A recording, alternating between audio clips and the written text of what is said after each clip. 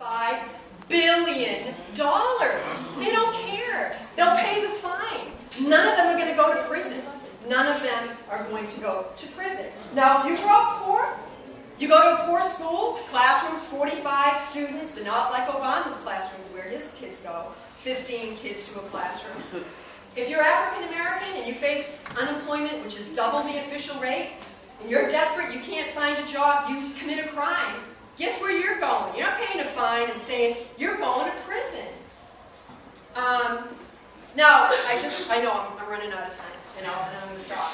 But every time you watch the local news, people hear me say this all the time because I just like this analogy, because when you watch local news, every night, don't they give you this whole long thing about the weather? They give you a whole thing about the weather. You know, there's a storm brewing over here, and we can expect later with a cold front coming in. They tell you what you're going to be able to expect over here, right? That you can expect showers and a cold front or whatever. Well, guess what? You can forecast crime the same way, right? You can say poor schools, poverty, no jobs, unemployment. You can forecast where that's going to go, that that's going to lead people into crime and go into prison. We know that. We know there's something to do. We know that what we can do about that and how we can address it. Not just other alternatives and other harsh punishments, but to say, let's get at the causes of what causes crime. Let's get tough on those causes and not only on punitive measures, because that's never really ultimately a solution.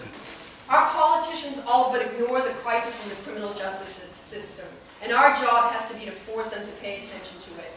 There was a judge who was handing out really long sentences for children, and a group like ours went and kept badgering this judge to go to the prison that he was sentencing these people to. And finally, it's actually quite surprising, he did go. And he was horrified at what he saw. And when he came back and he went back on the bench, he started to lower. He had no idea, he said, what he was sentencing these kids to stay in those conditions for all of those years.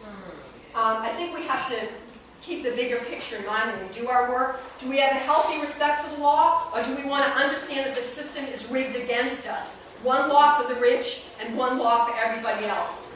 We don't want to work within the framework that offers as a choice the death penalty or life without the possibility of parole. We want to break out of that framework. We want to challenge unjust laws. Do we want to partner with police officers, or do we want to expose the horrendous abuse they conducted against poor black suspects in Chicago?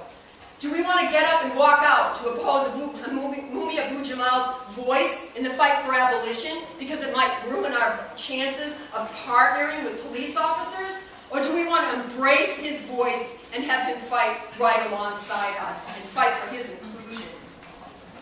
Now, I just want to come back to something, and I'm going to end. I won't end on what I was going to end on. I'll just cut it short. But I want to just come back to one concept, and that is that of what I said earlier, that no one is going to do it for us. We have to do it. We're the ones that are going to have to figure out how to win this fight. We have some tremendous victories, as you're going to hear, some of the struggle with Kenneth Foster, that we should feel very proud of, and battles that we're still embroiled in. And we have to remember that ordinary people have always been the ones that have won the important gains in our society. Even though the John Kennedys and the Franklin Delano Roosevelts, they get the credit. The fact is that when working people come together and organize, they're the ones that won the right to form the unions, 8-hour day, and smash Jim Crow. And just lastly, since I started with Howard Zinn, I'll end with a quote from him. And he said this in an essay that was entitled, "Don't Despair About the Supreme Court." And he said, "The court was lost long ago." He said, don't go there looking for justice. The Constitution gave no rights to working people. No right to work less than 12 hours a day. No right to a living wage. No right to safe working conditions. Workers had to organize, to go on strike, defy the law, the courts, the police, create a great movement which won the 8-hour day and caused such commotion that Congress was forced to pass a minimum wage law and Social Security and unemployment insurance. Those rights only come alive when citizens organize, protest, strike, boycott, rebel, and violate the law in order to uphold justice. Isn't that an awesome